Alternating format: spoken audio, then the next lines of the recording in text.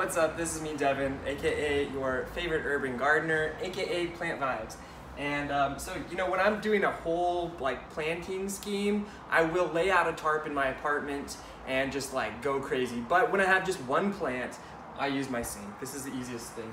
I always have a bag of soil just kind of underneath my kitchen sink because I need it way more than I don't. So, first step when you're planting your new pot or your new plant is put some soil in the base.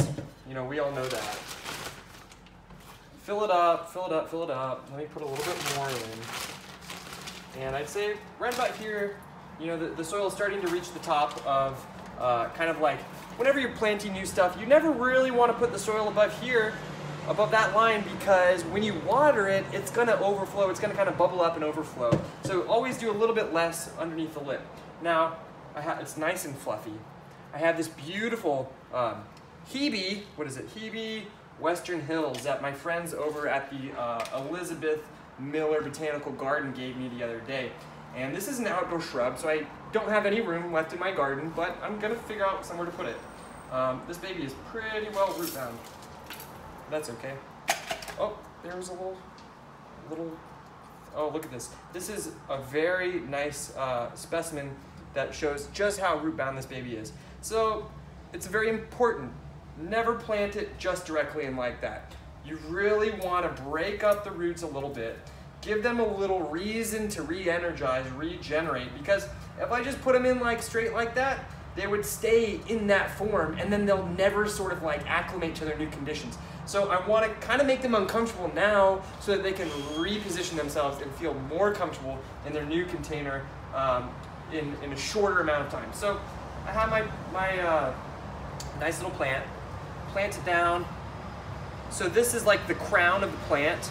I'm going to make sure that the soil that I just planted or put it into the pot covers that crown, because if you expose that area and you have roots that are being exposed, well, sorry, this is an urban garden if you haven't noticed. There's motorcycles all the time. So, but the thing is, if you have those roots exposed, it's bad news 101, because roots are the mechanism that take water from the soil and they transfer that water through the root system up the stems and into the foliage. So if those roots are exposed to the air, they will evaporate that liquid before it has a chance to go up those stems and into that foliage, and your plant is going to die, it's going to dry out, it's going to be a bad situation. So now I have a little bit more soil. I'm gonna just kind of nestle it in there. There's lots of different ways that people like to, top off the soil in their containers. I like to kind of just gently pat it down. I'm not pushing down with all of my might or all of my efforts. And maybe just a little bit more. There we go. And then from here, I'm at my sink. I'm gonna give it water right away.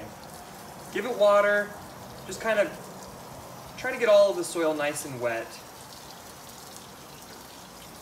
And then because it's so conveniently located like this, if you want to, what I'm gonna do, just to make sure that none of that crown area is exposed, I'll just kind of reposition a little bit of the soil, pat it down a little bit more, make sure it's all nice and moist, make sure that all of those roots are nice and moist, and now it's ready to go outside. So I just planted up my pot. The mess is mostly contained. This is a great way to just plant up one pot, one plant, but if you're doing 5 or 6, you're gonna wanna lay out one of those painter mats or some sort of tarp. And, but yeah, so now I have a beautiful new plant.